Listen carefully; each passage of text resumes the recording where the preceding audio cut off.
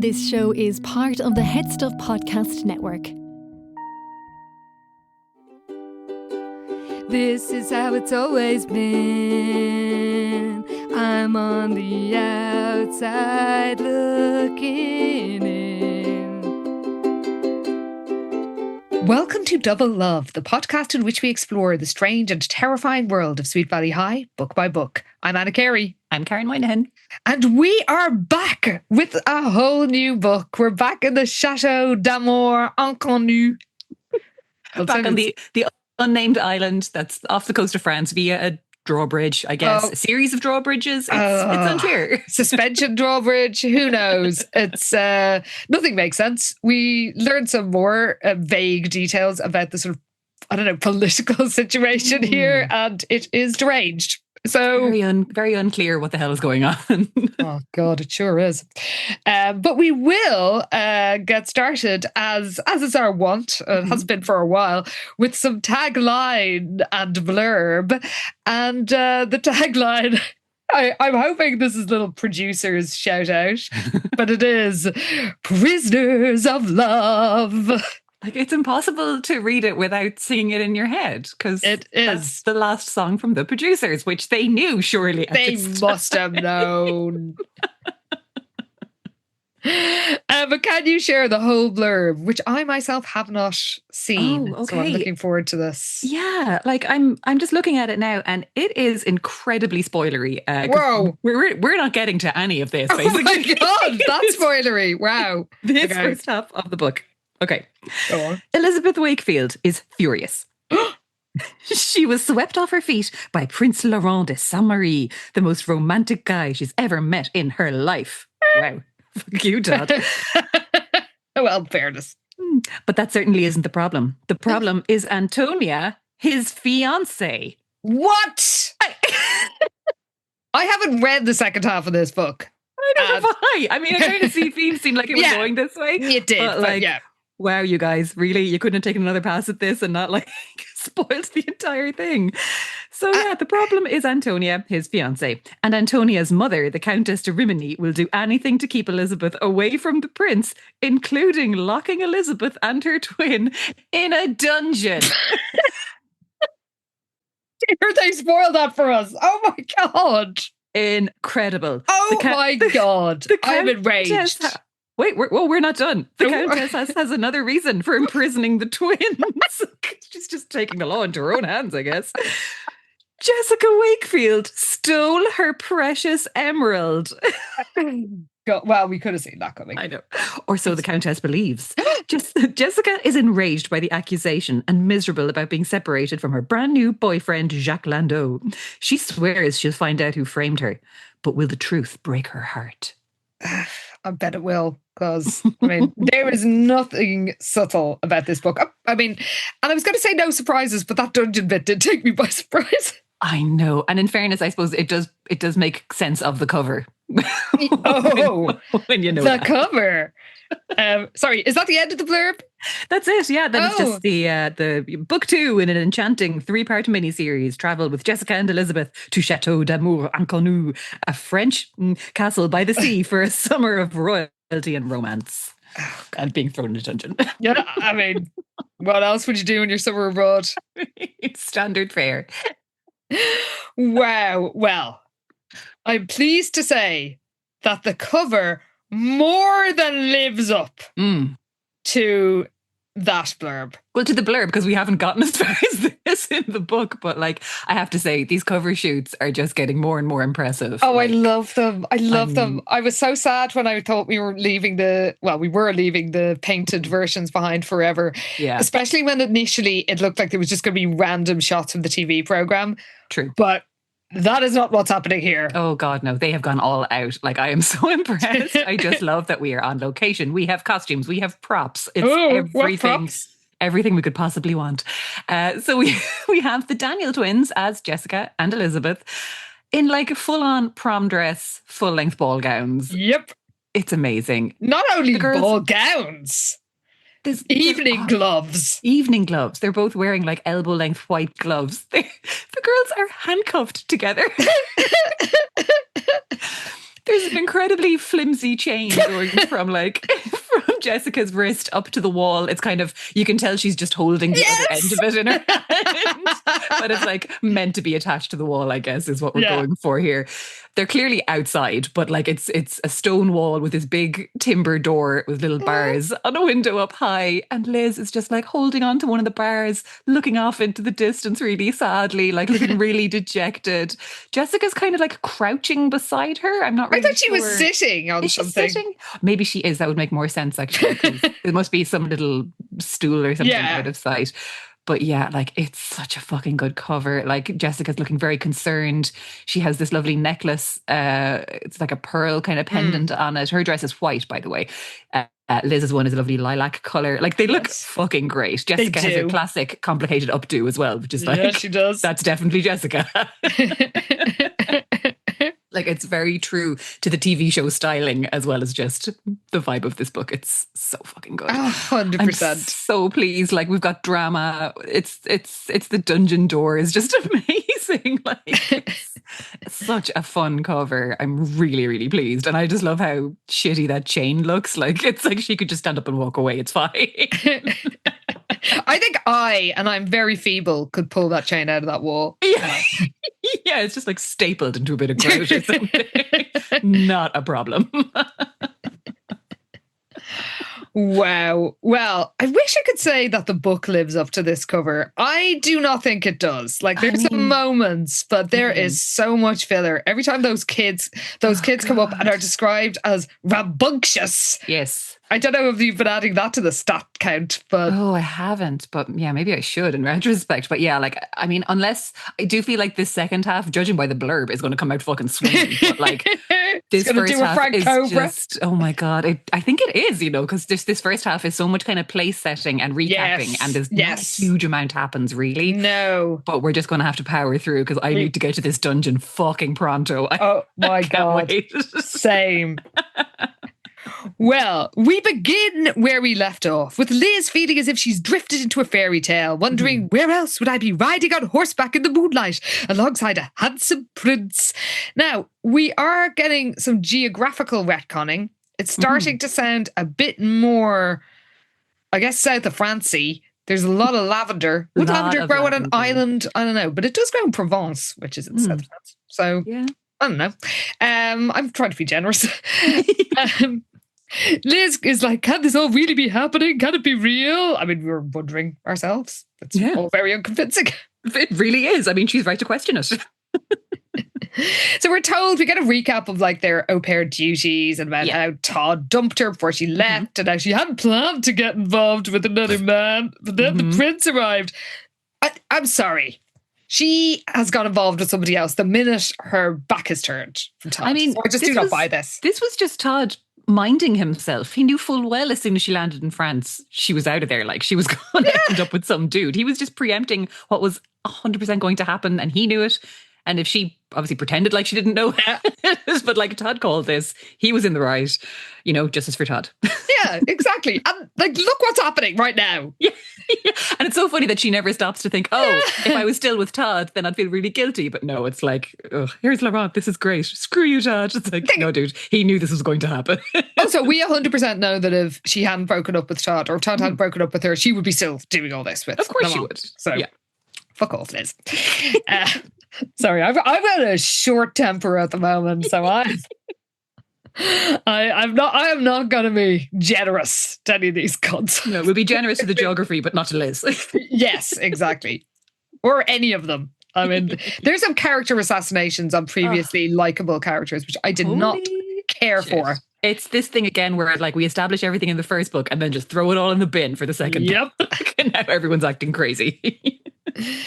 So they I don't know, trot past the Château d'Amour, the summer home of the de Saint Maries, and it looks like a fairy tale castle. It does sound a bit more like a French chateau in this book, because it was all over the place with round towers and there were like 12 different architectural styles going on. It was a mess, but yeah, it all sounds a bit more cohesive this time. Yes. By the way, we're also told that Laurent has a melodic French accent, and him and Anna and Jacques all seem to have like lost some of their native level English since the last time. But there's just boring. The banter is so bad. It's so bad in this book. Like he talks about Cendrillon having her name changed from Noir because she left a horseshoe at the farrier's or something. I don't know. Well, to be honest, I thought this was actually quite a good little story for her getting her name, because she was called Noir, and then it's like, but like the first time she was getting her horseshoes on, she like ran off from the blacksmith and only had 3 shoes on, so everyone called her Cendrillon. And Liz is like, oh, how disappointing. And I was like, fuck you, Liz, that's a good little story. It is a better name. Yeah, it is. Yeah.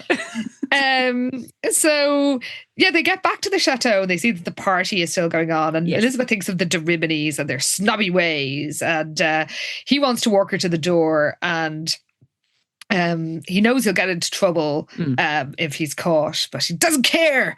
So he kisses Liz. He's no matter the cost, I want to miss this time with you. And then he gives her a deep, searing kiss. And then he says he will see her to the door, but through the pitch dark tunnels. Why, yes, the secret tunnels. He's like, but of course, they are a standard feature in old European castles. So, do you know what? Okay, cool. I would take the piss, but I did go to a college that does have tunnels underneath it all over. So I can't really mock. No, I mean, because there are some old buildings in Europe that have very old tunnels. And in fairness, I mean, any self-respecting castle surely has a secret tunnel or two going on. I mean, you're going to have to make quick escapes at some point. Exactly. Well, they go through the tunnel. They go to the tunnel. Liz does mention the Riminies and the de Riminies, and she's like, sometimes I get the impression they don't consider Jessica and me worthy of breathing the same air because we're such lowly servants. And Laurent chuckles nervously it's not a chuckling in this book, I'm afraid to say, without comment. And Liz narrows her eyes, wondering about a strange reaction. And everybody jumps to some really random conclusions in this book. But she's like, maybe he feels embarrassed about his family's friendship with such horrid snobs, she thinks. Yes, that's it. That's definitely it, yeah. So, of course, when they're in the tunnels, Liz, like with her superhuman powers, her other senses grow stronger in the darkness. Wow. She's amazing. And we learn that the tunnels were built in the 12th century and get this full-on tale about the royal family escaping the invasions of their enemies. The noble family is hiding here during from the mobs of the French Revolution. I mean, you say mobs? Yeah. We say chop chop, motherfuckers. I guess this explains some things about why you're still around. They also say that during World War II, Jews found refuge from the Nazis there. I don't know why I'm being unfair to the de Saint-Marie family. I just thought natural collabos, but maybe not. Maybe I'm being harsh. Okay, fair. That is pretty good. There were chateaus that were being used to help to save people and to store like Josephine. I've been to Josephine Baker's chateau. Ooh. Strongly recommend going to that if you're in the Dordogne region of France. Ooh. And there was all sorts going on from her magnificent palais. So yes, I'll give the de Saint-Marie's the benefit of the doubt here. Yeah. And then Liz asks about the chateau history, and I thought she already knew, but she didn't. It was Jessica who was told about the stupid legend. Yeah, so I think Liz was asleep on the train when Jessica was hearing all of this from Jacques. But it turns out that Laurent isn't exactly the storyteller that Jacques is, because he gives her like a really shit version of the legend, where he's like, long ago, Prince fell in love with a young maiden. Love was doomed. Things ended badly. Yeah. She's like, oh, okay, what happened? He's like, the prince married another, the maiden turned into a bird. And she's like, what?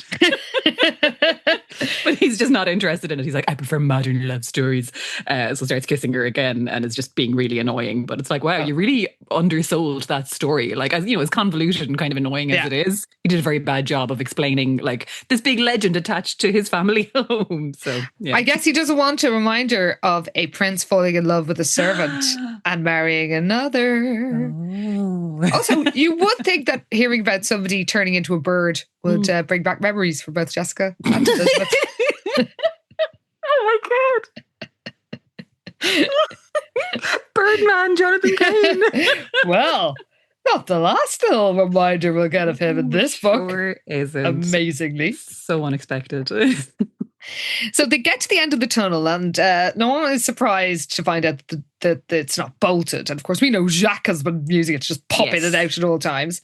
So they crawl out into, like, they're under the stairs of the servants' wing, and Liz is just, it says she's truly amazed, and he says, "I'm amazed also," his voice low and sexy, "by you, Elizabeth." He's so cheesy. He's incredibly fucking corny. So he like gives her this hug and he's like, "This night with you has been so special. If only." And it trails off. It's like, oh, for fuck's sake. So instead of finishing the thought, he kisses her again. And she's like, "Wow, I'm really and truly in love," she thought, "with a prince." And like, well, Dana Larson beat you to it years ago, bitch. Why not say, "I read a book about this"? It sounds very familiar. Well, meanwhile, Jessica is up in her room, snuggling away with Jacques Landau on her bed. Like, it very much feels like they've just had sex. 100%. He shifts slightly, squeaking the rusty springs. God, this place is a kip. Of her narrow bed. Wow. By the way, Jessica has changed in this book, and I do not care for it.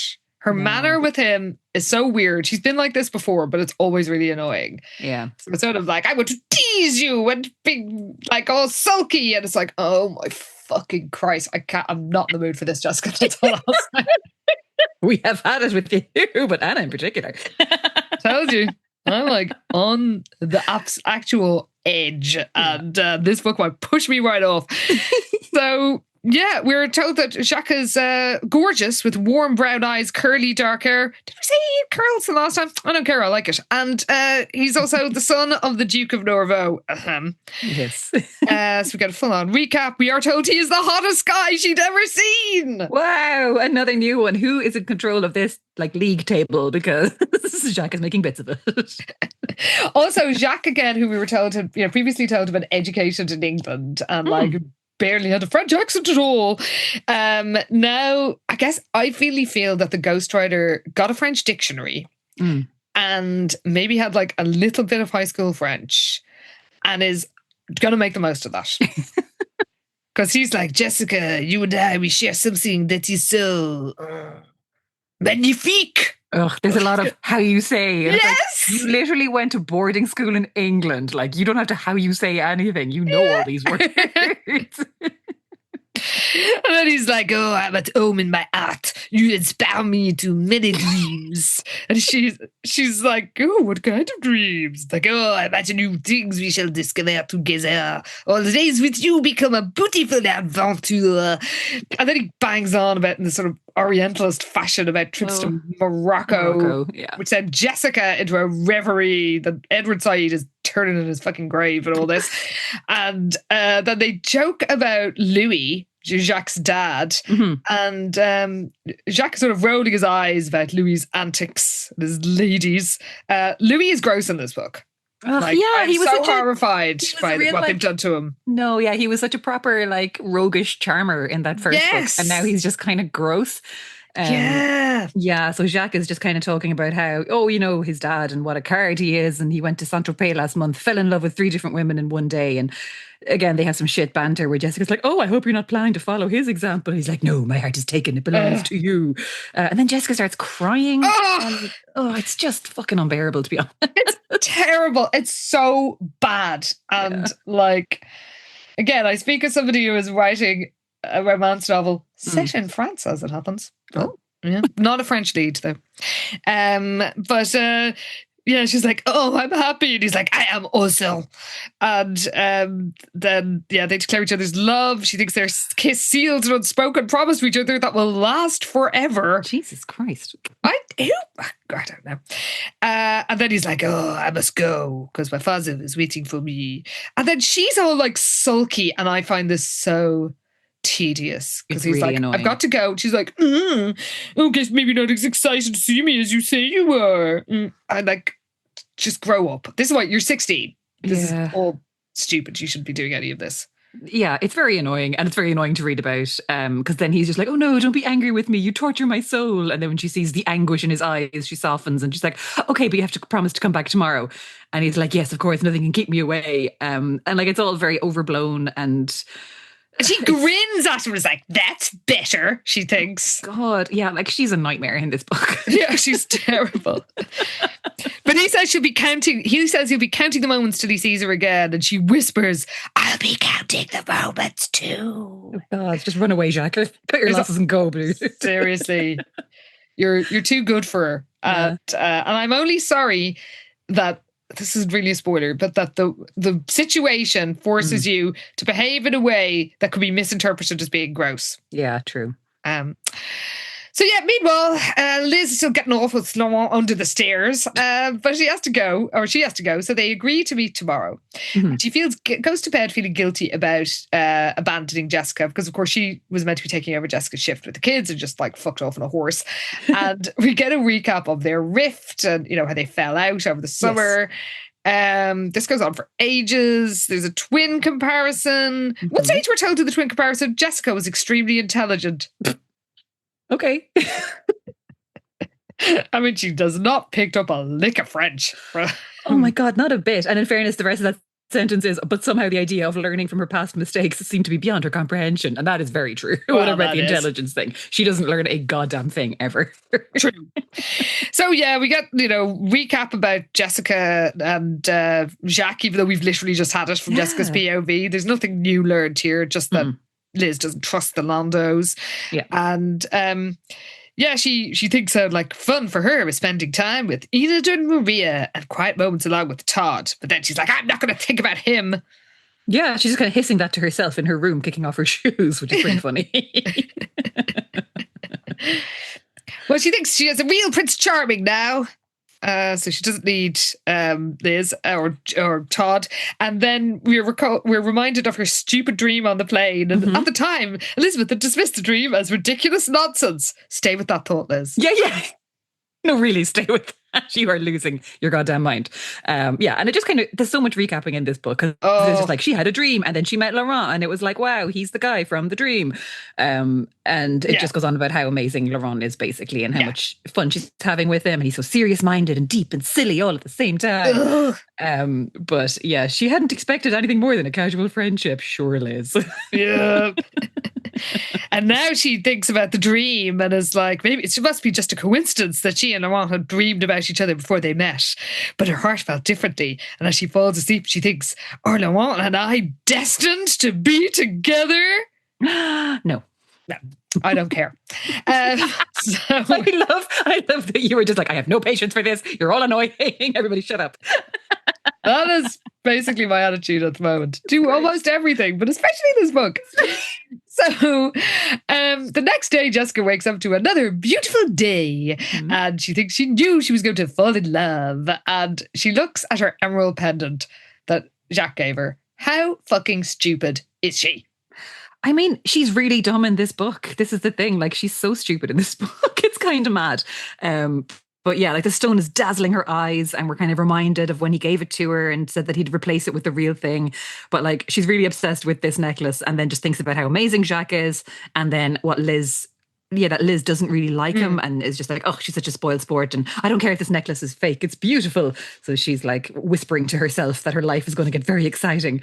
But yeah, then we kind of are reminded that she thought this was going to be them living like royalty for the summer instead of actually working for royalty. But then we're also told that the de Saint-Marys weren't harsh or rude, but they didn't go out of their way to make the twins feel comfortable either. And again, there's a bit of retconning here where it's like suddenly the de Saint-Marys are real assholes and everyone's been really mean to the twins. And it's like, no, everyone's been really fucking nice to you since you got here. All the staff have been like making you fucking croque monsieurs and sending you out with your bottle of Orangina, like, and really minding you. But apparently they've been treated like dirt since they got here all of a sudden. It's like, no, you haven't. I mean, the one bad thing was those filthy rooms. The room thing is bad. I will give them that. But also weird, that they didn't even like put a Hoover around it. But anyway, Jessica's sure all that will change when they find out she's dating the son of a duke. And then she hears a tap on the door. This is so weird and ridiculous. So she hears a tap on the door And she's like, oh, it must be Jacques. He's really eager to see me again. It is 6 o'clock in the fucking morning.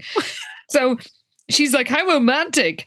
And then it is him. But he's all surprised. You just knocked on the door, dude. You knocked on the door. Why are you surprised? Why did you knock? It's so weird. Yeah, Burglar he is. It's all very strange. And then he's like, oh, and he's clearly caught off guard for some reason, even though he knocked. But he says, I was hoping to surprise you while you slept. What? And she's like, oh, that's so sweet. Like, no, everybody stop it immediately. This is so quick. This is what I mean about we know what Jacques wants in that room. Yes. But all his excuses make him sound like a massive creep. So true. Which actually he isn't, weirdly. This is the thing. He's actually not. But this book is just intent on making him really sleazy. And we know he's not like that. Yes. It's all like excuses to get it, like to rummage through this absolute fool's Yes. bits to find the stolen jewel. Yeah. So she's into it anyway, him coming in. He carries her back to her bed. Oh my God. Leans over her and kisses her deeply, and she lets herself get caught up in the delightful sensation. Where are his hands? Yeah. But then she doesn't want him getting overly confident because she's doing this whole, it's important to keep guys hanging. So she like orders him out of the room because she's like, I need a few minutes by myself. He's saying, I'm not ready to go. And he's being kind of a dick about it because he obviously needs to be in the room to find this fucking necklace. And this just goes on. This is all this over and back where like she kicks him out. He tries to get back in. He's like, oh, you're very stubborn. She's like, yes, I am. And you're very stubborn too.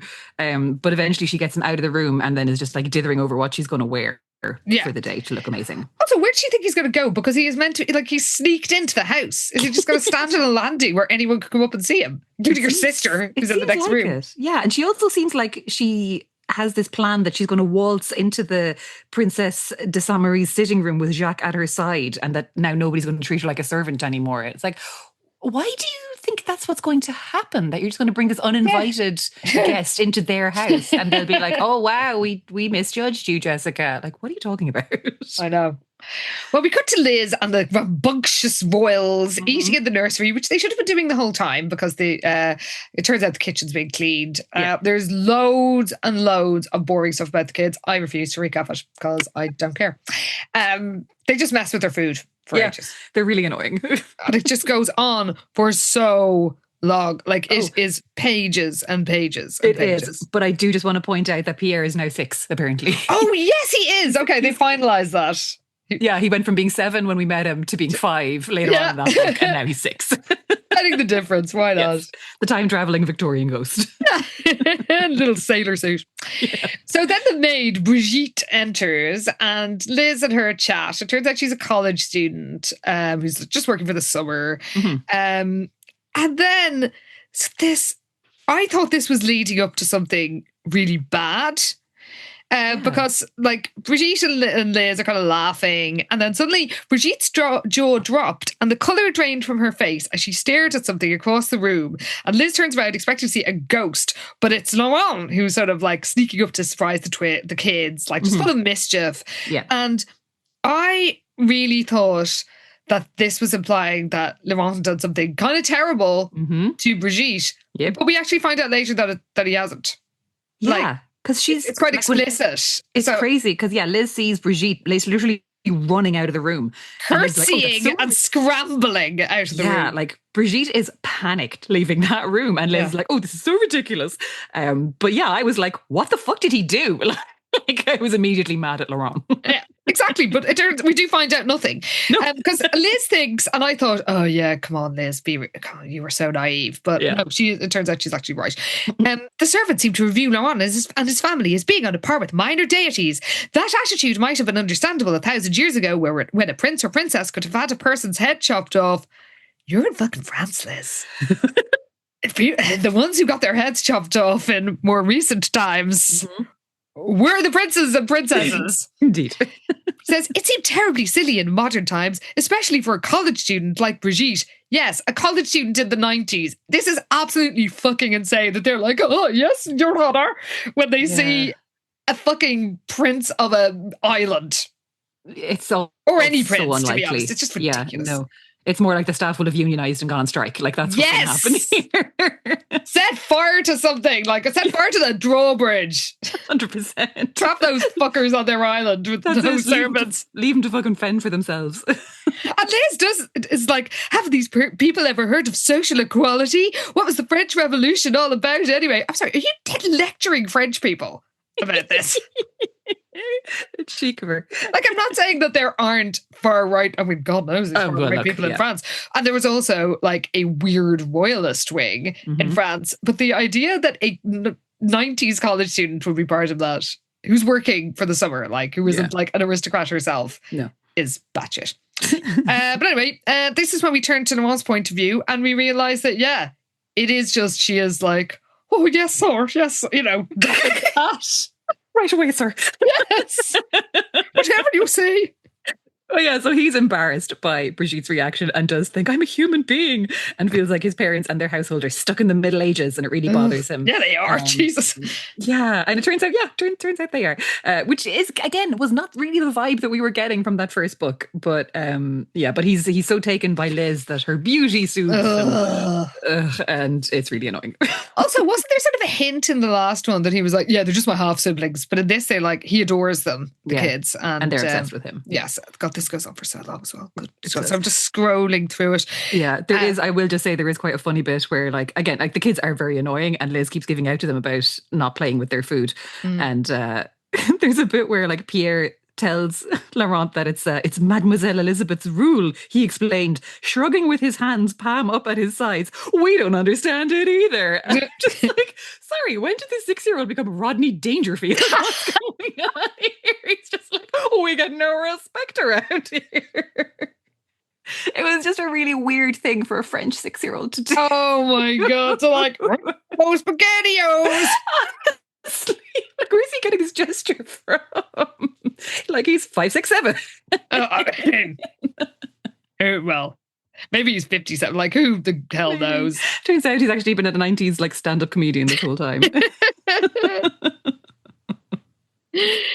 So Laurent and Elizabeth are laughing, and he's like, he feels closer to her than any other girl he's ever known, and none of the daughters of the nobility his parents considered suitable could melt his heart the way Elizabeth did, and wistfully thinks, if only I were free. Or sorry, if only I were free.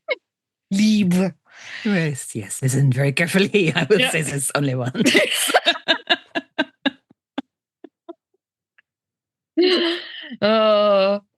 Well, we cut to Jessica. She's posing in the mirror. We're not going to mention her clothes, but we will say that she puts on the diamond earrings given to her by her grandmother, and she feels an odd shiver. Why, Karen?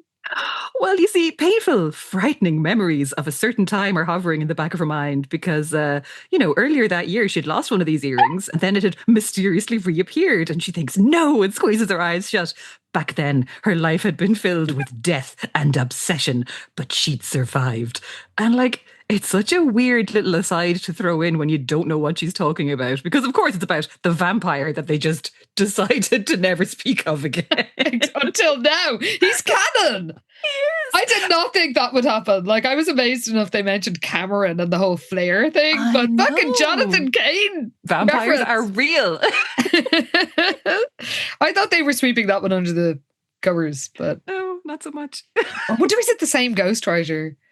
Was one of them, and they were just like, I'm shoehorning this reference in. You can't stop me. Oh, help me, God. We will remember Jonathan Cain and his Birdman ways. No wonder they gave that ghostie this gig, if that's who it is. Oh, so yeah, Jessica tries on lipstick and she can't, she then whispers, "This is it," to her reflection because she can't wait to see everyone's reaction when she introduced her new boyfriend, the Duke-to-be of Norveaux, and thinks, goodbye, Jessica, the lowly servant. Hello, Miss Wakefield, the honoured guest. Also, like, it is hilarious that she's faffing around with all her makeup and outfit and stuff, and Jacques is just like standing around inside her room this whole time. So she comes out and he's like, oh God, at last. And she's sort of sharp and it's like, aren't I worth waiting for? And he's like, oh, of course, mon ange. And it's just, je t'aime. At least she understands that. Yeah, so she's loving all of this. But then, like, after she's kissed him, she's like, "Oh, I have to go touch up my lipstick before we go downstairs." Like, she's really annoying. That's so annoying. Oh my God, it's actually driving me mad. But yeah, again, she's like, "No, I have to go put on more lipstick." He's like, "No, we have to talk." But again, she's mad at him then for coming back into the room. There's so much of this. He's just desperate to get into that room and get that fucking necklace. Yes. But he kind of says, he explains to her that apparently he can't be seen with her. So she's really annoyed by this because she wants to show off her royal boyfriend to the de Saint-Marys. Like, again, how do you think this is going to play out, even if he is a royal guy? Yes! But he explains that his family and the de Saint-Marys are in this like centuries-long feud with each other, so he can't be seen. They can't know that he's here in the chateau. Oh my God, the feud! Yeah, he says that they would set their wild dogs on him and allow him to be torn to shreds. And he looks really vulnerable and sad as he's telling her this, so she just buys the whole ridiculous thing. Oh, it's so stupid. I mean, I know all of this is so stupid, but the stuff about like, yes, we're in a deadly feud for hundreds of years. Yes. It's just nuts. And if he tries to make peace with the de Saint-Marys, his father would, how you say, disown me. I do think my favourite is when he says that the prince and princess would set wild dogs on him. It would tear him to shreds. And she's like, I didn't even think they had dogs. Where are these dogs? I want to get them. So Jessica's all like, oh, I guess it's a secret love. And she's like, I suppose that's quite romantic. Yeah. So she's quite happy. And then he says, Tu es comme rayon de soleil. Actually, it should be du soleil. Anyway, I guess the French dictionary didn't go that far. But Jessica doesn't have time to ask what it means. How does she not know what that means? I know. Like, come on. She's taken so many years of French. And I know she's skipped a lot of classes, but still, like, it's pretty basic. So, yes, they have another incredible sizzling kiss. Mm-hmm. So later she thinks she can handle the 3 rambunctious royal terrors. I told you, they say rambunctious all the time. I'm going to have to go back and count all these, I swear to God. I could do a search for it in the Kindle. Oh, that's much easier. So I'll do that and send it to you because it's insane. Like, just when you like when you're doing your last edits of a book, you're meant to, like, your editor, because I don't think this book had one, is meant to, like, highlight words you use too much. Yeah. So, like, I had a lot of my main character of the forthcoming book glaring and glowering.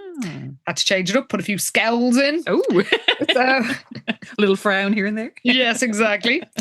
But rambunctious got used a lot in this book. And Jessica's like, oh, they're so cute. That's not how she thought about them last time. No. She's early to take over from Liz, which makes Liz suspicious, as well as she might. And she gets the kids to play the swings. I kind of like that Jessica and Liz are just like, yeah, whatever, keep swinging. Oh, you're swinging right over the top. Yeah, cool. Right up to the soleil.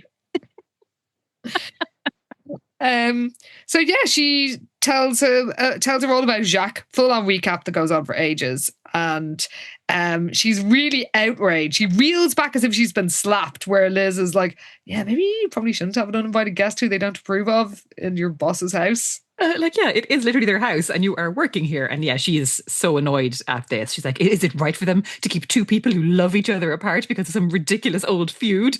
And Liz is just like, oh, I just don't want to see you get hurt. But she's still annoyed with Liz because she's been so bossy ever since they left Sweet Valley and she's tired of it. But she kind of turns it around on Liz then and says that it goes both ways and she doesn't want to see her getting hurt either because this prince can be a bad influence on her. Because again, Liz left Jess hanging last night and just fucked off to go riding horses instead of coming to take over her shift. Yeah. So she is kind of on the back foot here, in fairness. Yes. But then Jessica says that, she could be hurt by a prince. And she does apologize for ditching work for the prince, and just because, like, well, you can work my shift when you get back. And as Liz walks off, she's annoyed about Jacques because she thought they were rid of that fake charmer. She goes to get a breakfast. The maid gives her this like giant picnic basket worthy of Yogi Bear himself. It's ridiculous. It's crazy. Yeah. It's this huge basket full of sandwiches and fruit and like there's loads of stuff. There's pastries. There's again a large bottle of orange seltzer. Again, I'm just presuming it's Orangina. Orangina. But yeah, so this maid apparently has like taken kindly to Liz and sorted her out. When it's like that, like the staff in this kitchen were really nice to them in the last book. So I don't know what's going on.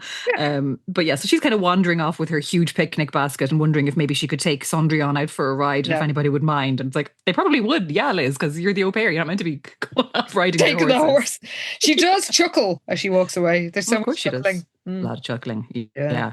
But she kind of wanders over to the stables because she's going to ask one of the workers if she can go for a horse ride. But it turns out Laurent is already there and has the 2 horses ready to go. Oh, of course, because he was just about to find her. And they head off. Oh my God, their banter is so bad. They go off to like it's an enchanted forest. And then Another one. Yep. And then they find like a sort of stone that works as a table by a pool. And she's like gathering lavender for it as a centerpiece. And they have their lunch and he reveals he used to play cowboys there with his imaginary friend, pretend he was guarding a stagecoach from robbers. And it just goes on and on and on and on and on for so long. And every line of it is tedious. It is, yeah. So she's kind of just asking him eventually about what it's like to be a prince. And he's like, oh, you know, it's like anyone's life. Some parts are good and some not so good. But he does say that he doesn't like how people kind of don't really treat him like a person. They're fawn all over him or like jump around nervously and won't look him in the eye. Dude, you're the prince of a fucking island off the coast of France. You're like the equivalent of being the prince of, I don't know, Ireland's Eye. No one gives a shit. Oh, I know. Like at a certain point, you do feel like this is on you, Laurent. Like you could be the one to diffuse these situations and make it not weird. But this is why he's so taken with Liz, because she never treated him like a royal, and that's what he loves most about her. And she's like, yes, and you never treated me like a peon. Ugh, God. But then he's like, there are advantages to being a prince. I have an awesome horse. And Pardéon is like, and flicks his tail. He's a cartoon horse, like Prince Albert's a cartoon dog. Yeah. And then she's like, what else is there? And oh my God, their banter is just so bad. Like, because she says, what else is good about being a prince? And he says, isn't Pardéon enough? And Liz scowls in response. Why would you scowl at that? Like, you don't even... This banter doesn't even make sense. No, like he's obviously making a joke. She's just really annoying. But yeah, he talks about how his family's power and prestige makes it possible for him to influence social changes and help others on a grand scale. Grand. On a tiny island with no inhabitants. Where are you exercising these powers? This is the thing. I'm still really confused because I know this is like their summer house. And is it that they actually live not on the island? But where's their principality? Exactly. The implication is this is their kingdom. It's very strange. Yeah, there's obviously nobody living on this little weird drawbridge island. So they must have their unnamed principality somewhere. But where is it? It's so vague. It's so funny. It's sort of implied that this is it. But then, as you say, like there's nobody living there. So like what social change are they exercising? Anyway, she says that, you know, she's sure she's a wonderful leader because he's a wonderful person. And then a brooding look comes in his eyes and he's like, I wonder if you still think that if you knew. And then his voice trails off and he's like, oh God, enough of this nervous talk. I'll race you to the cottage. And Liz's like, you're on. Oh God. So they race the horses to the cottage and Liz wins, which seems so unlikely because I'm sorry, even if she is secretly a horse girl, Laurent is clearly someone that goes horse riding every single day. But apparently Liz beats him in the race. And I just feel like Caitlin Ryan is somewhere in Virginia twitching in rage and she doesn't know why. That's a horse girl. Yeah, exactly. It's like a cross-country gallop in unfamiliar terrain. Yeah, it's so unlikely. But she wins the race by a nose. It's very annoying. More bad banter. And it just keeps going. And she does have a moment. She breathes in his delicious masculine scent. That she hasn't had such strong emotions for a guy since Todd. And she feels guilty, but then is like, Todd broke up with me. And wonders if there'll be a letter for him when she returns to the chateau. But then she flip-flops back and forth in every paragraph of this. It's so incoherent. She's like, no, but I'm Laurent and he's the one who's making my heart sing, and thinks solemnly, Todd is history. When meanwhile, back at the chateau, Jessica is raging about being shafted by Liz yet again. The kids are being brats. They're chucking blocks around, which is they're such little shits. And then Anna comes in with some mail, but it's just letters from Enid and Maria for Liz. And Jessica smirks and is like, of course her boring friends have plenty of time to write to her. But when Liz comes in a few minutes later, she looks all sad and confused when she picks up her mail and is like, is this all there was for us? Nothing else? And when Jessica realizes that she was expecting to hear from Todd, all her rage about Liz disappearing on her evaporates because she is stricken with guilt. Of course, because she has destroyed the letter that Todd sent her. So she is kind of her guilt basically makes her kind of swallow the rage that she was ready to unleash on Liz. But she does also think, well, isn't Liz better off without him? Because now she's with Laurent, he's so much better. But she also thinks, well, what if it doesn't work out with Laurent either? And then she has nobody. Because apparently Jessica has heard a rumour that Laurent and the Countess's daughter Antonia were supposed to be getting together that summer. What? But she hasn't mentioned, I don't know when she heard this, because this is the first we're hearing of the twins learning this. But she hasn't said anything to Liz because it didn't seem important. But now that Liz is kind of falling for him, she's kind of flip-flopping over whether she should tell her or not. But then, cause she realises the idea of stealing some other girl's guy would horrify Liz, that she'll just back off without a fight. What? She tried to steal your boyfriend, Jessica. That's right. Oh my God. But yeah, so she's kind of like, no, I'll say nothing. So because otherwise she will just back off and then, Antonia and Laurent will get together. But then she kind of wonders whether she should tell Liz about Todd's letter and thinks, she'll forgive me like she always does, won't she? And kind of consoles herself. She's like, no, it'll be fine. Todd will probably write again. So she basically just kind of isn't going to say anything to Liz about anything, really, including being mad at her for ditching her again. Yes. And Liz is like, thanks, Jessica, you're the best. And she goes off to take a shower and Jessica feels guilty. Now, Liz does know Jessica enough to be suspicious, which I quite like. Yeah. In fairness, she has enough awareness to be like, something's going on here and there's a reason that she's being so nice to me, even though I kind of fucked her over. Yeah. So she's right to be on her guard. She is. And on her way up to her room, she spots the visitors, the Dorimines, and hears them bitching about, those American girls are never working. What do you expect from common servants? I just don't think that even the snobby toffs would give enough of a fuck about the au pairs to talk about them. No, they'd be invisible. Exactly. They would barely notice them. But these women are kind of going out of their way to find the Wakefields and give out about them. But as you say, in real life, they wouldn't get a second glance from these girls. I would assume so. And not only are they bitching about them, but Liz realizes Antonia is following her and then says, you are a servant to the de Saint Marie, so don't think you can charm your way out of work here. But this is I take my duties very seriously. And tries to leave. And then Antonia says, let me give you some advice. Perhaps in America, family honor isn't important, but here in Europe, it's crucial. And you must face it, you don't have the noble breeding necessary to rise above your station. My notes say, what are you talking about, you mentalist? Honestly, Antonia comes off like an absolute crazy bitch here because I'm sorry, no one's even seen Liz and Laurent together like this, really. I don't know why she'd be suspicious of her or have anything to say to her.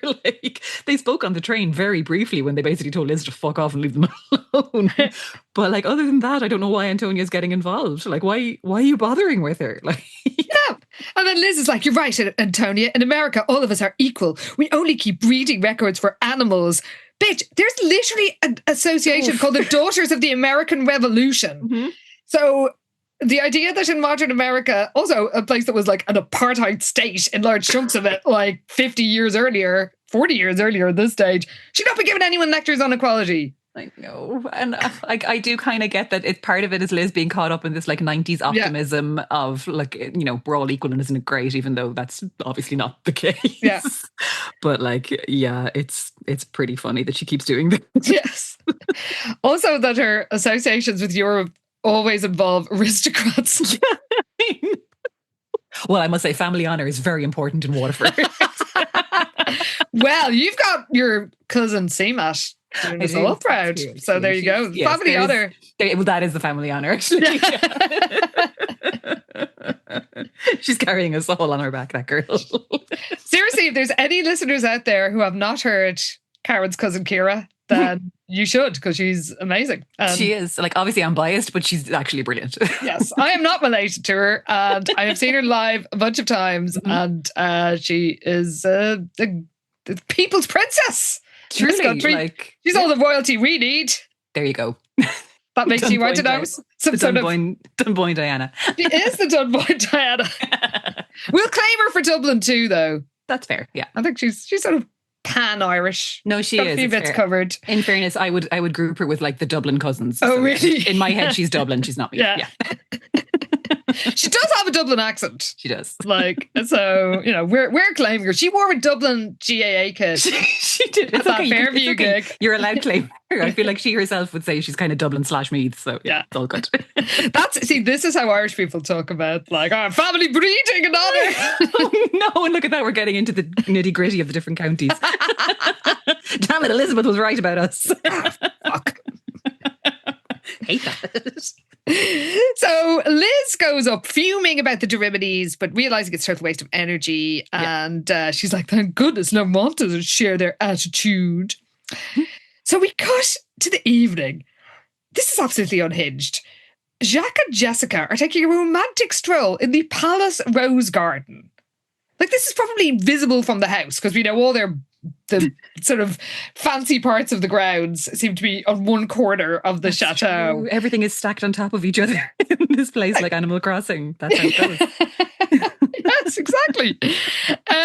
So, like, why are they going to, like, why are they hanging around the grounds, like, so close to the house? This is so weird. It is. Now, there is a mention of, like, the gardeners and servants not working on Sundays. So that means there's no people kind of around, but, like, there'd still be other people in the house. Like, it doesn't make sense. Feels very risky. But anyway, why am I expecting logic for these people? So Jacques starts saying French things to her that all sound really like uncolloquial and like they're literally just translated from a dictionary. Like tu es aussi délicat qu'un fleur. Tu es aussi jolie qu'un ange. Yeah, none of it really flows like you feel like a French phrase would. As you say, it's definitely just kind of translated directly from English. And she doesn't have a clue about anything that he said. Even when he says, tu es si belle, like, which means you are so beautiful. She's meant to have done French classes. How does she not understand this? But this gets more and more stupid because he starts translating everything that he says. We get a full recap of all of this. And then he's like, I say to you the words in English, you translate onto français. And she is like, aren't we meant to be, are we having a French quiz right now? Don't we have better things to do? And he's sort of irritated by his mood, as well he might, because he's like, I really think you should speak to me in French, and I really think you need a notebook to take all this down so you can speak to me in French, so you better go back to your room to get a notebook. God. It's so stupid, but like I feel like even Jacques is embarrassed by this. Oh, he clearly is. Because he's just like, yes, we better go back to your room and get a notebook and a pen so you can learn these words. So you can learn better these words. It's like, Jacques, why are you dumbing yourself down? Like, we know you can speak English. He probably did fucking A-levels. Like, what? I know. But yeah, Jessica's kind of rolling her eyes and she's like, okay, clearly I'm not going to talk him out of this. But again, it's just Jacques like desperate to get back into her room. And she's like, okay, I guess we'll go back up to the chateau. Yes. So meanwhile, Liz is reading the kids a very sort of old school fairy tale about a prince or princess. I find it very hard to believe that a bunch of 90s kids who are like watching Aladdin on video and every Power day. Rangers. Yes. Are, they have tellies. Yes. Are going to be like, yes, the bluebird sang a beautiful melody and the prince and the maiden were married. Like, those kids don't give a... No, they don't care about this. But again, they are Victorian ghosts after all. Oh, that's true. It's basically just an excuse for Liz to think, well, I live happily ever after with the prince. Yeah. And then it's like, I suppose it's too early for wedding plans. No shit, Liz. You're 16 and you've known him for like a week. True. So she tucks the kids in. We do learn the princess normally puts her own children to bed, but she's out tonight. Yeah. And then she wonders if she is herself destined for royal life. Yeah, could her fairy tale dreams really come true? Oh, for fuck's sake. Anyway. So meanwhile, Jacques is practically dragging Jessica up the stairs and he flatters her by saying that, like, I love the way you look at this very moment. Your face is glowing and your eyes are shooting silver sparks. Here we go again. Dangerous. Yeah. He's being so weird. so weird. Like his behavior is so fucking strange in this. I don't know why Jessica isn't like, all right, what's going on? Clearly you're up to something. But yeah, she of course thinks to herself, she probably doesn't even have a notebook or a pen in her room, but knows that Liz will have loads of them. So when they get up to the landing where their manky bedrooms are, she heads straight for Liz's room, and Jacques is like, oh, but this isn't your room. And she's like, no, it's Liz's. And she's kind of giggling at his strange reaction. So she goes in, grabs what she needs from Liz's room, and when she comes back outside, Jacques is nowhere to be seen, but she finds him in her room, just like rummaging through all her discarded clothing. Because of course the place is in an absolute fucking heap because it's Jessica. So she's like, what are you doing in here? He says that he ducked in here because he heard someone coming. And she's like, well, what are you doing? Like going through my stuff. And he's like, oh, I was going to surprise you. I was going to fold your clothes. He starts folding up all her laundry that's been like thrown all over the place. He's like, I wish to prove I'm a modern guy. I'm not, how you say, male chauvinist. And again, Jessica buys this. It's crazy. What? Like, it would be more convincing if he went, I was sniffing your clothes. Like, I couldn't bear to be away from you. Yeah. To actually be more realistic than like, oh, I thought I need to fold your t-shirts. Like, oh my God. Absolute nonsense. It's so silly. So she insanely buys it, as you say, but she's like, soon I will have servants. And he's like, because he says, you deserve to be waited on hand and foot. And she's like, I agree with you there, and I'll have servants of my own. And then he's like, yes, of course you will, but for now, let's tidy up a bit. And he starts like going through her dresser drawers. So funny. And tidying up her makeup containers on the chest of drawers, and he's like, just take a minute, I'll have the whole room in perfect order. You can wait for me in the rose garden. Hilarious. Of course she's not having it. She's like, come on, Jacques, and like drags him away. And he's like, yes, all I want is to make you happy. And at this point, I'm actually just feeling bad for Jacques. Like he just desperately needs this necklace and to get the fuck out of here. But he does say, oh, by the way, do you still have that costume jewelry? But of course, you probably threw it away because it was just a piece of tat. And she's like, of course I do. And put it under my pillow to give me sweet dreams. He's like, give it to me. Yeah, because of course she reveals that that's where she's been keeping it. It's in this case under her pillow. And he literally says, give it back to me. And she's like, no. But he says he's really embarrassed at how cheap it is, that she deserves a real gemstone. She's like, no, I don't care if it's fake or not. I treasure it because it's from you.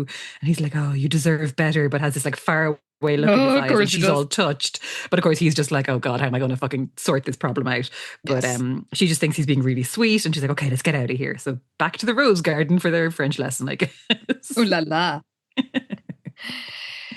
So I guess it's the next day. Laurent goes to the chateau and he can't wait to see Liz again. He's going to look for her in the nursery with the kids, but then he's passing the sitting room and his dad calls him like, entrez, s'il vous plaît. So formal for like someone calling their kid. Yeah, he says vous. Vous, like, yeah, what am I doing here? For fuck's sake. So he goes in and Princess Catherine and Nicolas are looking serious, and Laurent's heart sinks. And he feels as the walls are closing in and paces like a caged animal as the conversation continues. Because it turns out Nicolas is asking him to give up his entire future.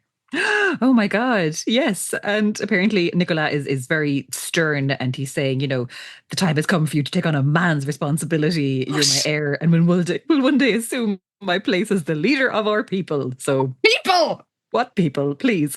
He's like, the name Samari carries both privileges and burdens, but Laurent says he's not ready. But there's no more discussion. Apparently, the prince and princess are hosting an official ball this weekend, and they expect his decision before then. And they're kind of not really telling us exactly what's going on here. No. But like, it's pretty clear what's happening. Also, we've read the blurb. Yeah. Oh, there you go. Yeah.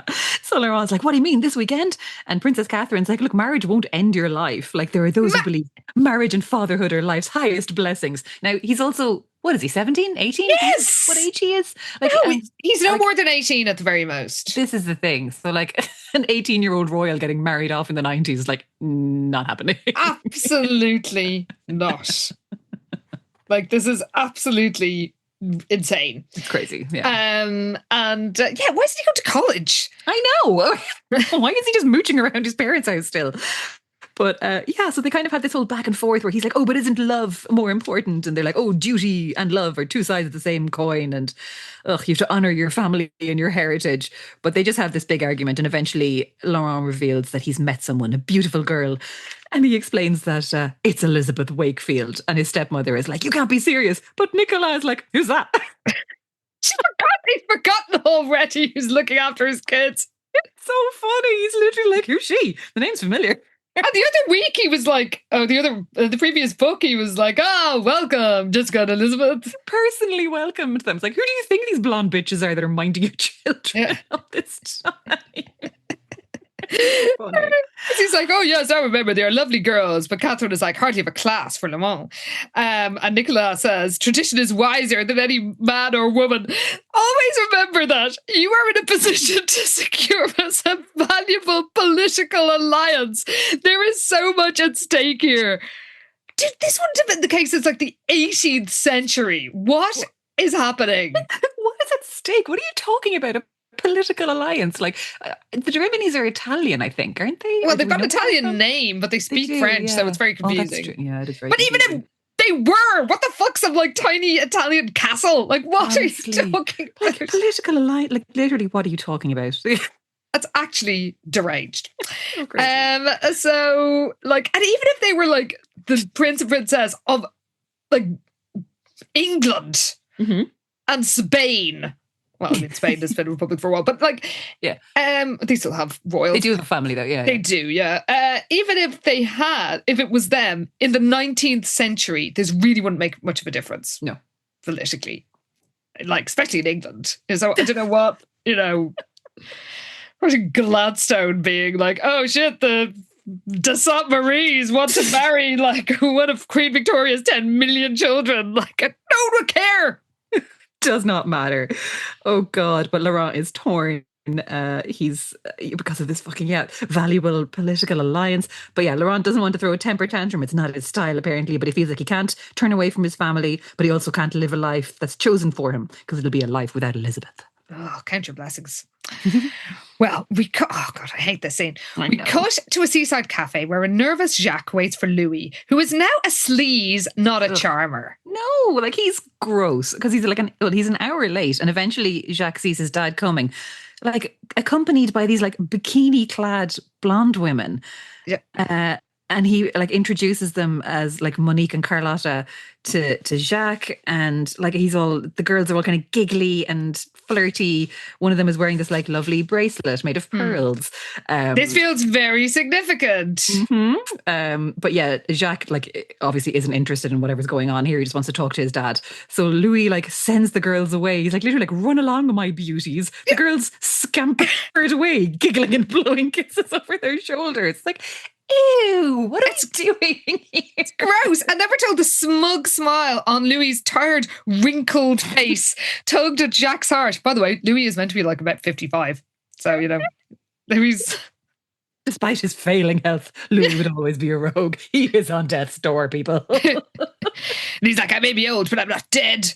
And then it's like, Jacques is like, where the fuck do you find these women? He's like, they find me. Ha ha ha ha. But we learn that this elderly perv has nearly died of pneumonia. I guess they did mention that before. And that the life of the road will kill him.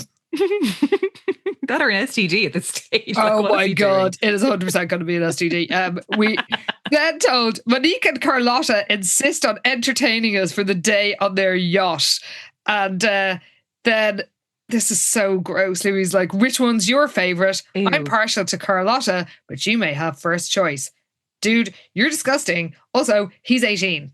Like, everything about this is so vile. It's just gross, yeah. And I hate this for Louis because I really liked him in that first book. So maybe that first ghostwriter will pop back for book 3 and fix this mess. Because he was a roguish charmer. He just sort of flirted with women his own age. He wasn't exactly sharing bikini babes with his son. Oh, it's so grim. It's gross. But anyway, Jacques says he's not interested and thinks because I'm too much in love with Jessica Wakefield. And then he confesses that he didn't get the emerald from Jessica. And Louis is kind of angry and is like, try harder. I promised that emerald to one of our best clients and he's not the kind of man to whom one brings bad news. You know, it's serious business. Other girls will come and go and you won't even remember Jessica's name. And Jacques thinks, I'll never forget Jessica. Yeah, so Louis says, you know, I'm counting on you, son. And all the anger is gone from his face. But like, clearly there's some serious shit going on here where they really need, big picture, they need that fucking necklace. Because clearly there's some money that needs to be made or some guy that they're in debt to. Yeah. Like something's going a bit south quickly if they don't get their hands on this thing. So Jacques is like, look, I won't let you down. I promise I'll get that stone one way or another. And then thinks to himself, even if it breaks my heart to hurt Jessica. Well, we cut to the Château kitchen and there's more boring bullshit about the kids being brats. And then Anna enters and reveals Liz is like disappointed that it's not Laurent, but Anna reveals that not only will the kids attend the ball, but Jessica and Elizabeth will go too. So, of course, Liz has a fantasy of whirling gracefully around the ballroom with Laurent, except there's one thing missing from this picture. Yeah, because he handsomely dressed in an official uniform with lots of medals. Oh, it's medals from Army. I'm just picturing him like Buster. Yes! From Arrested Development. Will a coward have this, mother? So he'll be in his official uniform and she wearing jeans because, of course, Liz doesn't have anything suitable to wear to a big fancy ball. But also the kids are going to the ball, which is why Liz and Jessica are going too. So I assume like they'll be minding those awful children. But Anna's like, nope, this is not a problem. There's a wardrobe room with hundreds of gowns. Also, Anna is referred to as the housekeeper a few times in this book. So there's that. That's her job. Also, I guess, but like that did not seem to be her job in the first book. But it was also very unclear what her duties were apart from roasting Jessica. True. So the twins are going to the ball and they will find some dresses for them in this wardrobe room. I guess, sure. Like it's a theatre or something. The wardrobe department. In the costume department, yeah. Yeah. Well, after she leaves, the children, we're told, are more rambunctious than ever. They're such little shits. Like, I do not... It's like my sisters and I were saints, but we were not constantly like throwing food around and knocking things over. And like, yeah, no, they're constantly knocking shit over. And like literally when Jessica was minding them, they were like firing wooden blocks at her head. Like, I'm sorry, these kids are assholes. They're feral. Yeah. So that night, Jessica's bored. There's no sign of Jacques today. The kids have been brats. She didn't even have a proper dinner somehow. So she sneaks down to get leftovers and has a giant feast. It sounds like a lot together, I have to say. A lot of for one person. Stuff like right before bed. I mean, maybe that's because we're old. I'm just like, oh God. Oh, that's true. Yeah, like baked salmon in dill sauce, green beans with cream, artichoke canapes, caviar, a huge platter of pate and cheeses and pastries. Like she's going to town. And I guess good for her, but like I would be awake all night. Yes. Left her all that. Very binding. All that cheese. So Jessica is tiptoeing up the front staircase, but then sees the Countess de Rimini, and she hopes the Countess would ignore her, but she knows this is going to be a peaceful encounter. The Countess is like, "Oh, you're just coming home now," and it is very rude because there's no indication that she's just coming home now. So even if she was, she's off duty. Well, exactly. It's like it's none of her business. But I guess, we're meant to hate the Countess. So she's like, oh, I would think you'd be ashamed to come in here at all hours, treating your employer's home like a hotel. Jessica's stunned by this, but she doesn't care what this woman thinks of her. So she's like, my personal life is none of your business. So the Countess gives out to her, says she has terrible manners. She's like, but I'm not surprised considering, and gives her this like rude up and down glare and heads off. And Jessica's just fuming at this encounter. She's so annoyed. She's like barges into Liz's room to give out about the Countess and how horrible she is. Yeah. So, they just bitch about the Countess, and Liz revealed she didn't see Laurent today, and Jessica didn't see Jacques, and she wishes that he could come to the ball with her. Yeah. So the next day, Liz decides that she may be in a French chateau for the summer, but I'm still a modern American girl. So she whispers at herself in the mirror for a while, which I always like.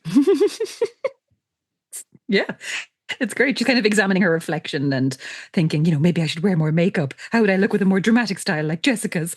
But really, it's just that Antonia has kind of gotten in her head a bit because she told her like that she'll be really shabby looking next to nobility. So now Liz is really kind of second guessing herself and wondering if maybe this is why Laurent hasn't come to see her because, what if I am shabby looking and I just don't know it? But it's like, no, Liz, you're a Wakefield. You're perfect. What are you talking about? Like, there's no way she thinks she looks shabby. She hangs around with a bunch of super rich people at home. True, yeah.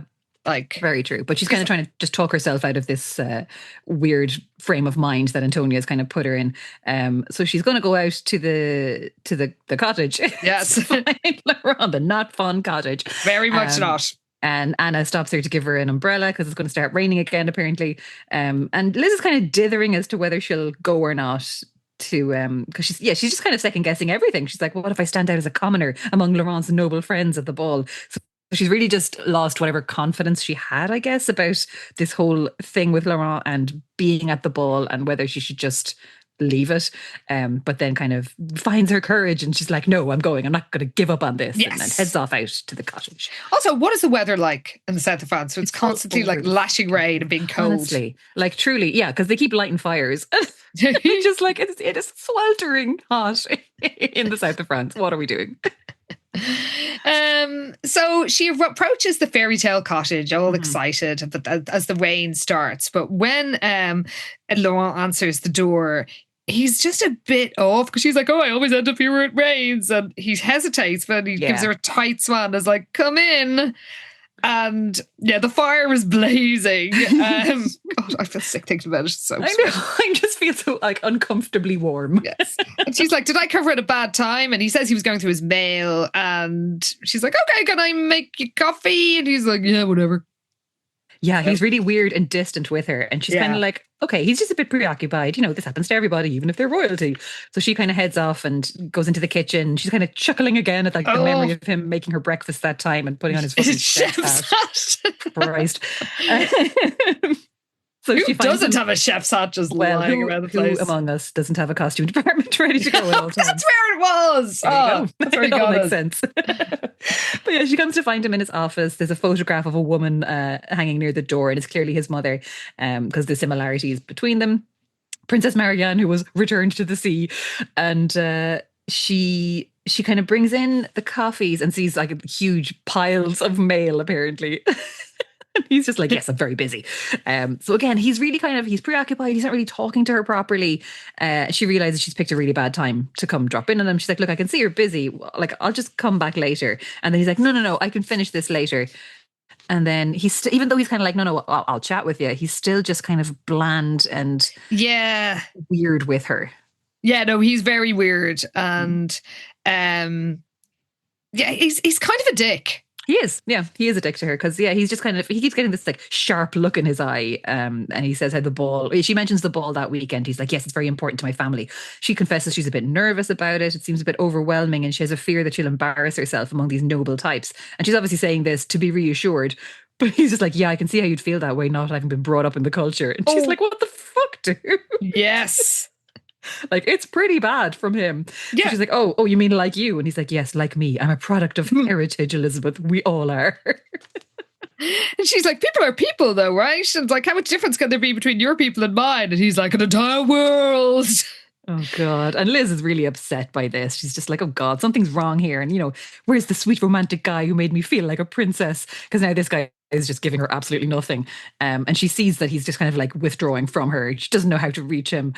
So she's like, okay, well, look, my shift starts pretty soon, so I'll just go. And he gets up to kind of follow her, but she's like, I'll see myself out. Because she's just like, well, fuck this. Like, what's going on here? She is quite upset by this whole encounter because he is being quite rude and cold with her. And when he says goodbye, she feels it sounds like a final goodbye. And she's crying when she leaves. Yes, she thinks, what did I do wrong? Oh.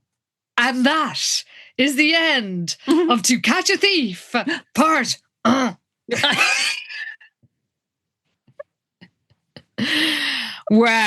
Those are the noises Jack and Jess were making. Thank you, little room before we cut back to them. They were just counting in French, don't worry about it. French grunting noises coming from within. Oh. Well, do we have, I know we do, any outfits from this half of the book? Yes, we do have a few. Okay, let's see. Some more exciting than others. I have to say, the Jerimonies are the ones delivering. Yes. Because everyone else is being quite boring. Okay, but we do have Jessica. What does she do? She grabs a short blue silk robe that she uses when she's getting dressed. So that's quite saucy sounding, to be honest. A short blue silk robe. Yeah, as dressing gowns go, it doesn't sound particularly cozy. It sounds much more kind of slinky or something. Boudoir. Very boudoir, yes. Definitely what you'd pack for a summer of working. But she is trying on dozens of outfits later on in the book when she's doing all this while Jack is just like standing around outside on the landing, hoping not to get caught, I guess. So she settles on a short blue skirt topped with a flowing multicolored silk tunic. What the hell? This is like 1997. Where were you even getting a multicolored silk tunic. And again, this is what she's wearing with the diamond earrings. So it's quite the ensemble. But again, like multicolored tunic just says Olivia Davidson to me. Yes. I don't know why the twins are dressing like Olivia this summer. Yeah, this is the second time. Yeah, it is. It was Liz earlier in a like long peasant skirt or something, and that was just very kind of hippie Olivia vibes. So later on we have Laurent. He's at the stables. He's wearing faded blue jeans and a black t-shirt that shows off his lean, rugged build. But apparently this makes him totally gorgeous and not a terrifying goth like the time he wore black t-shirt. So I guess it's fine when a prince does it. One standard for them, one for the little guy. Indeed. Yes, very unfair. Liz later on puts on blue jeans and a soft green cotton sweater. Not that interesting. So honestly, thank God for the Derimines, because they're the only ones fucking serving in this castle. They are. Because the Countess, when Jessica runs into her, she's wrapped in a yellow chiffon robe trimmed with black feathers. Fuck yes. I love it. Like, she previously turned up in a multicolored kimono by the pool. It's like, please tell me more about the Derimini wardrobe. I love it. Can't wait to see what they wear to the ball when she's chucking the twins in a dungeon. Oh God, it's going to be amazing. I honestly, my hopes are high for the Derimini ball looks, I must say. Oh, same. Yeah. So that was the end of the part one outfit. So at least we got to end on a high with a fucking marabou robe. So we did. Thank God for the Countess. Oh, thank God indeed. Well, listeners, what did you think of To Catch a Thief part?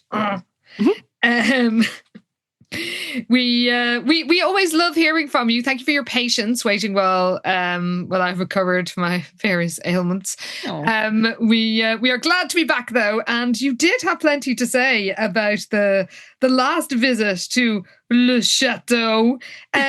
Yeah, it does look like there was a bit of a Virginia Andrews shout out going on in the last book.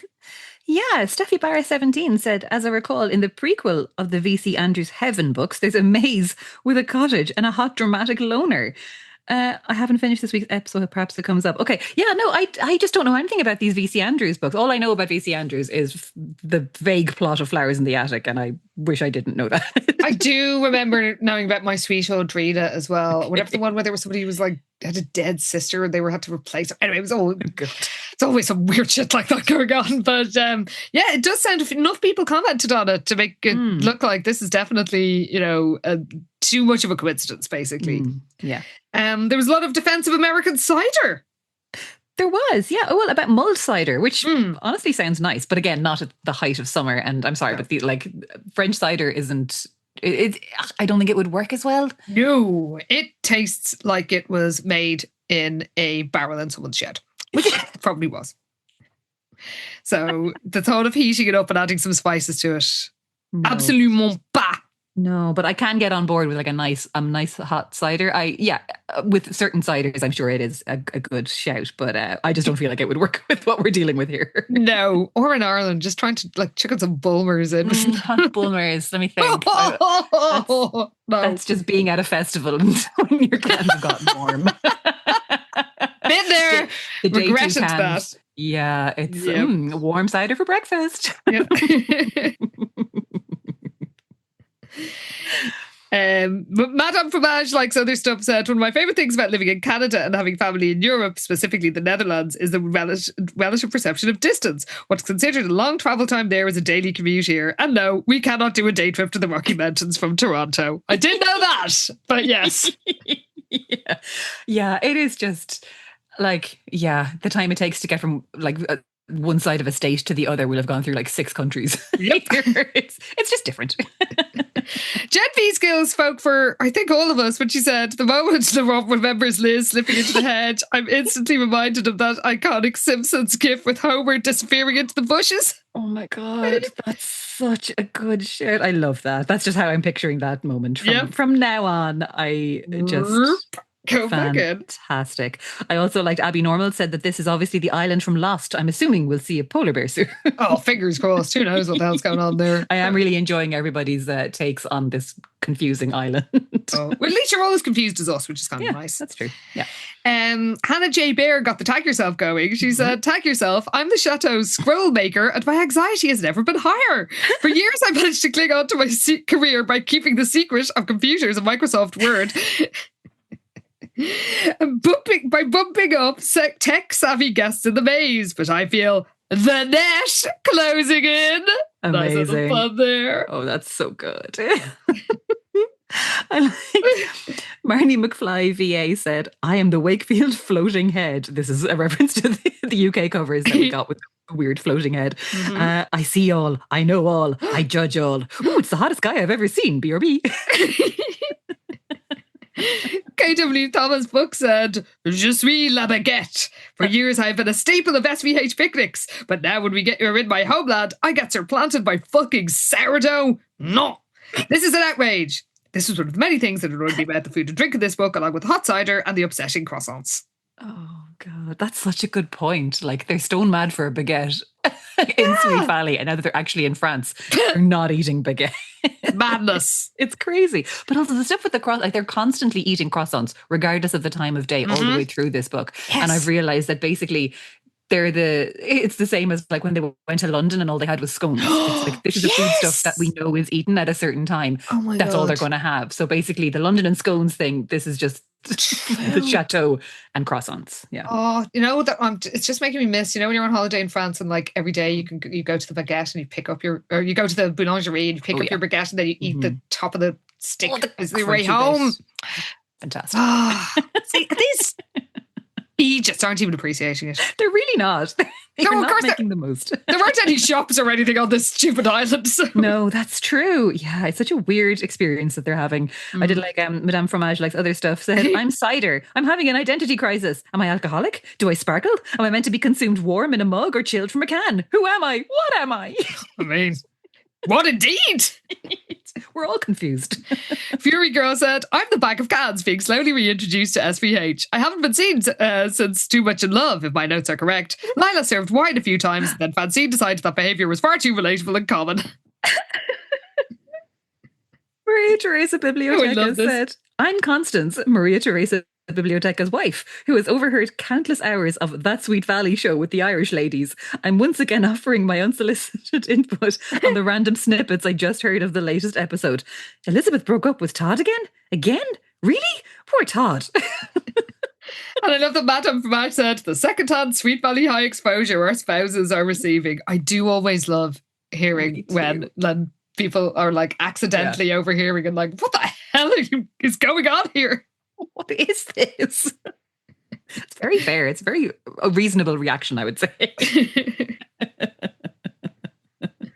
Sister Betty Confetti said, I am all of Jessica's silk blouses, sitting self-righteously in her suitcase, thinking that no one would be able to grab her from behind and hold her if she was wearing one of us. Honestly, the safest outfit for a Wakefield twin to wear is a full silk beekeeper suit covered in a thin coating of medical-grade lubricant. Because that is your number one defense against Sweet Valley kidnappers is just silk. Be slippery. You can't be caught when you're slippery. Stay slippery. Biblioarchaeologist said, I have the household budget for this castle. Food, €4,000. Cleaning staff, €50. Firewood, €75,000.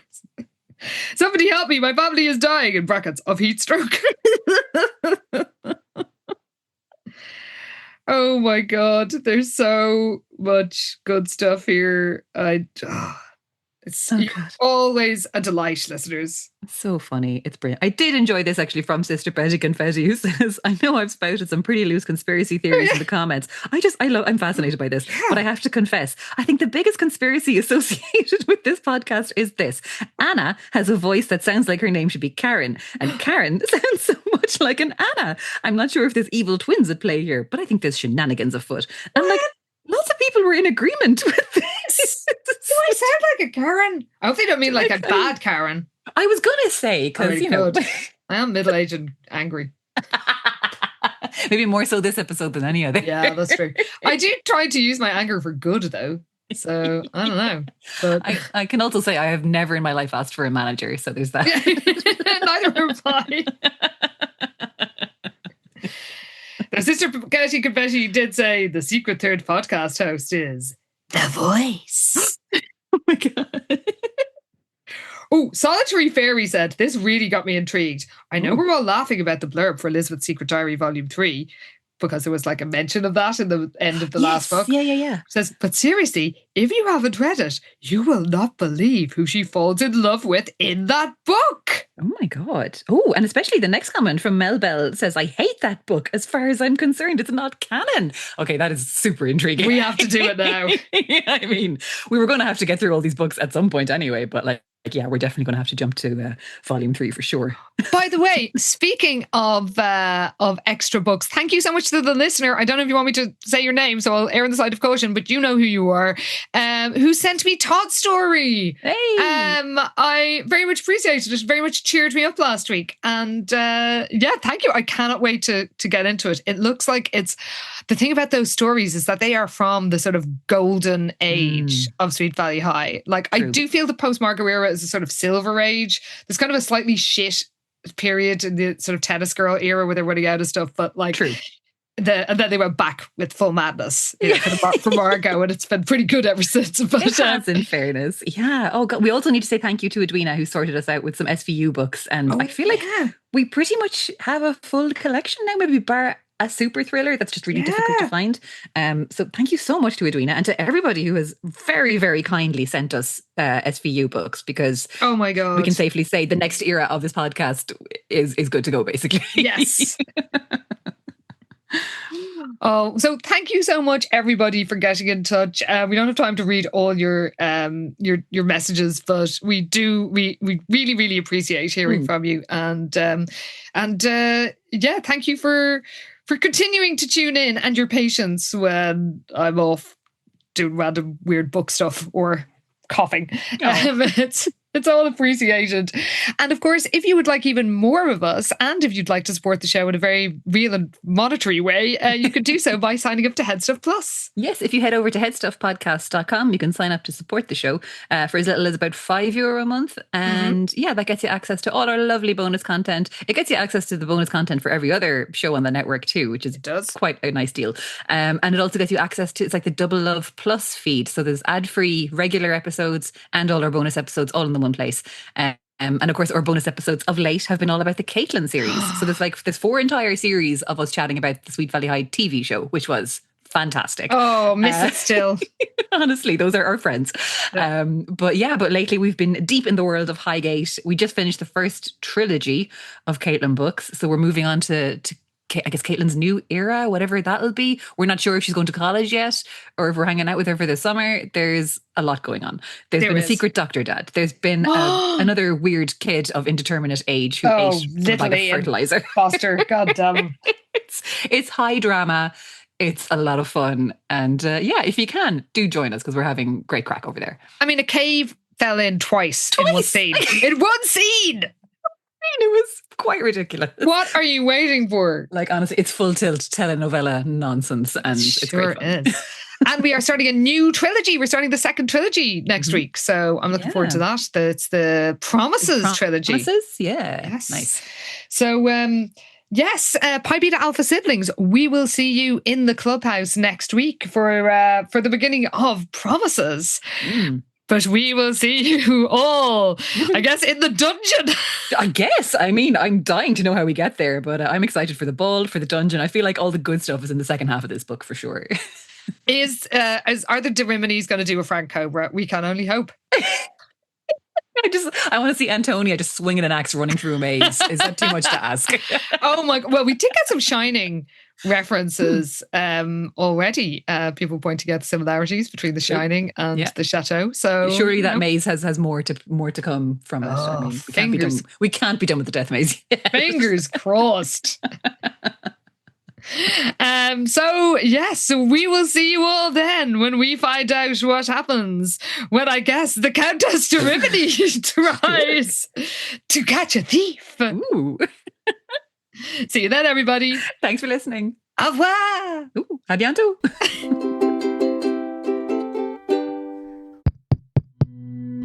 This show is part of the HeadStuff Podcast Network, a hub for the creative and the curious. Shows are produced in association with HeadStuff and the Podcast Studios Dublin. Find out more or become a member at headstuffpodcasts.com.